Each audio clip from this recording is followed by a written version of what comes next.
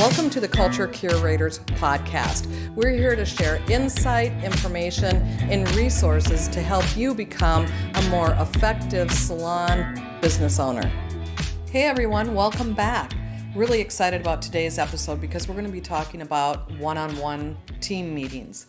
And so we're going to talk about what one-on-ones are, how often you should have them, how long they should be, and most importantly, why they're so important. Yeah, for sure. Because a lot of people ask us too, what do I even talk about like during a one-on-one with a team member? Let's start off with what a one-on-one is. Yeah. And so a one-on-one is a time that you mark out in your books and an individual service provider or employee marks out in their books as well. Generally speaking, it's 30 minutes. Now, there may be times where it would be a little bit longer, maybe if you're onboarding a new employee, or maybe sometimes it would be a little bit less if you've got a seasoned employee and you're just doing a check-in. At any rate, what's important is that you have a set schedule. Yeah. And so by set schedule, what I mean is that you take all of your team and you decide who am I going to do and when am I going to do it. So yeah, I may do one-on-ones on the first and third Wednesdays of every month. And so then I'll mark out what my schedule is going to be like. I'll generally give it to the service provider as well as the front desk, if you have a front desk, and then have them mark out so that everybody is set and everybody knows what's going on. And I would, like I said, generally have them for 30 minutes. So let's talk about it, Derek. What do you do during that 30 minutes? Sometimes that can seem like an eternity, and sometimes it's not enough time. Yeah, and I think the to understand the purpose of it is that you're creating and you're pre-planning time for individual relationship, connection, and communication, right? And it's set on the front end. So like Jill said, you have that set in your calendar, by the way, for the entire year. So by the time January 1st comes, it should already be clear cut on what day and time you have with each individual that's on your team. That's really, really key. And they should have it in their calendar as well.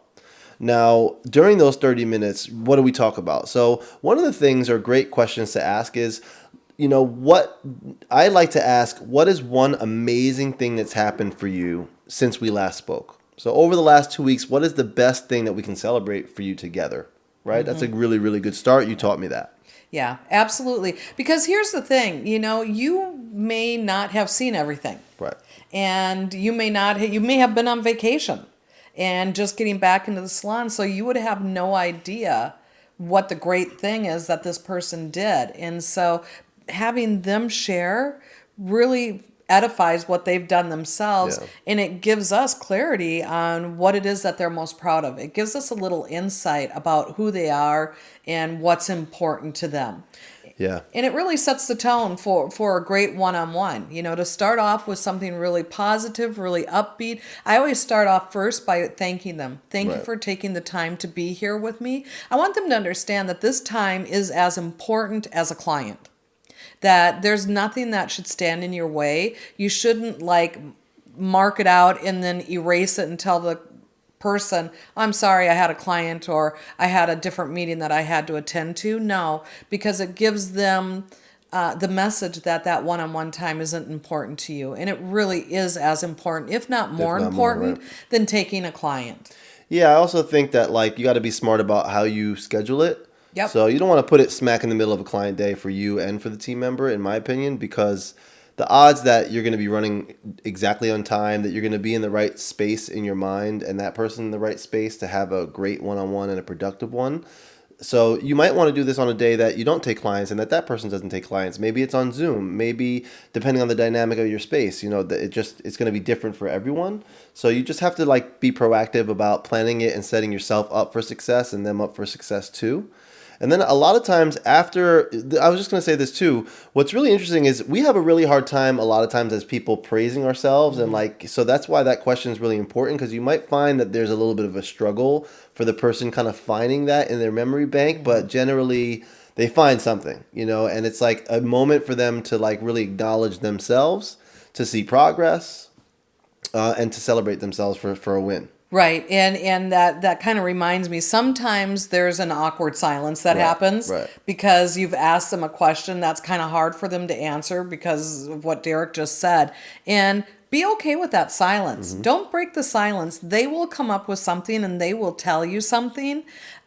You just need to give them the space to think about it and to be comfortable with it. Yeah, and then another thing that we do each one-on-one is ask them, is there anything specific that they'd like to go over today?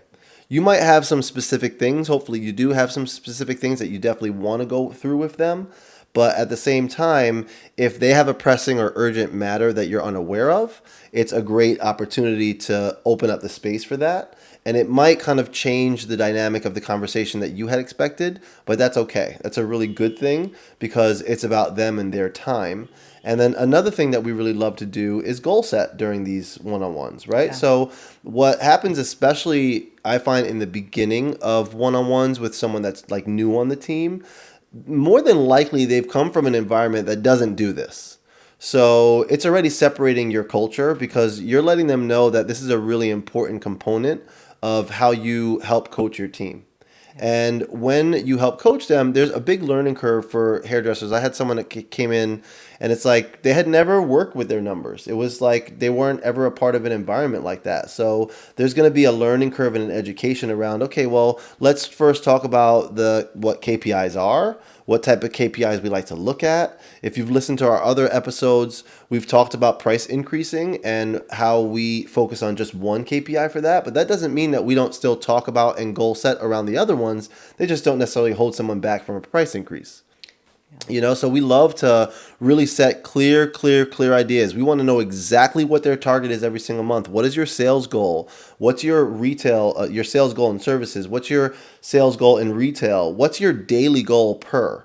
What's your average service ticket goal? What's your average retail ticket goal? What do you want to pre-book for the month percentage-wise? All of these things should be completely known on the front end at the very beginning of the month, the very last day of the month. Those numbers have to be set so that you are clear and you know what's happening and you're going into the next month with clarity around what you want to create. That's why we created our scorecard. Yeah. The scorecard's a great tool. They can access it from their phone. It's very easy to fill out, and it gives them up to date information about how well they're doing. And how important is that? You can hit a target that you can see, and you can see it by tracking those numbers every single day. And let's face it, numbers aren't necessarily the sexy part of our job. It's much more fun to create, creative looks or hair color. But in order for us to achieve what we say we want to achieve, we have to have a way to measure that. And the way that we measure it is through our scorecard and through our numbers. And you know what? Numbers might not be sexy and exciting themselves, but growth is exciting.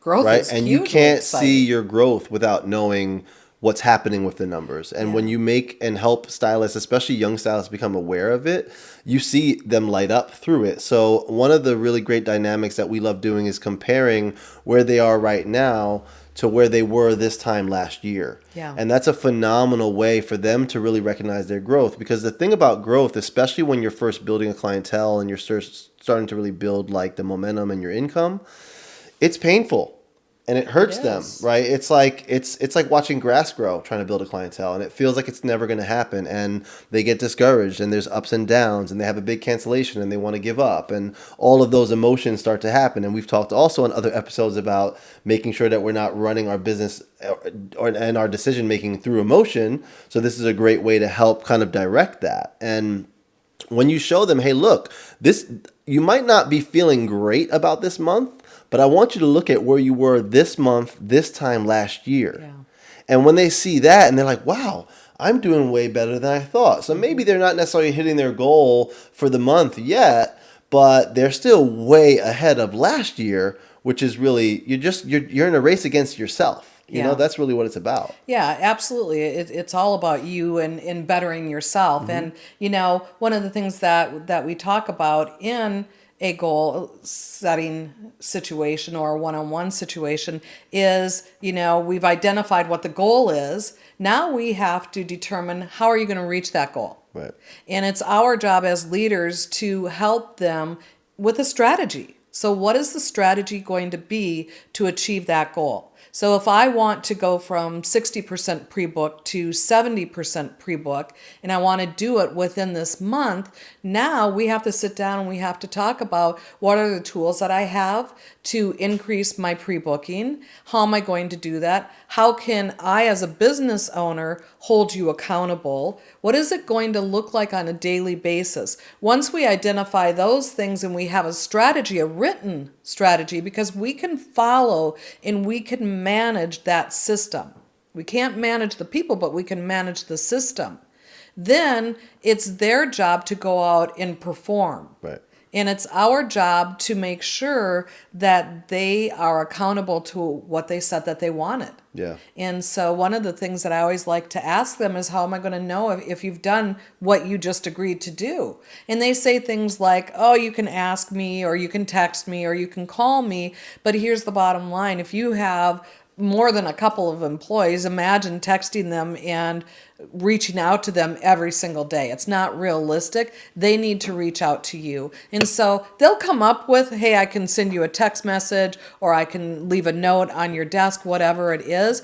But get a way in which you can make sure that they do what they have agreed to do, because the reality is they're building a new muscle. Yeah. And it's going to hit and miss. It's going to hit and miss until they actually reach that goal. And we need to support them not only in the one-on-one, but throughout the week. And that's the whole idea of having bi-weekly. We recommend every other week, not once a month.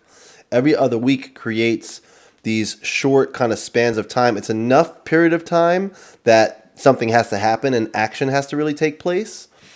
A month is just too long. I've tried it both ways, and a month is just too long. Too much has gone by, and there's nothing you can change once the month is done. Halfway through the month, you can identify what's happening and then make the proper adjustments in your sales, so to speak, to then get better results, so get the results you want. So one of the things that we talk about all the time when it comes to goal setting, because another question that we get all the time is, well, I don't even know how do I set the goal? So let's break that down for you. So what we'd like you to do is, you, with your team member, start this with yourself. Take a look. You do this for the business as well. Take a look at what last month's numbers were all together, right? You total up let's just talk sales, like retail sales, service sales.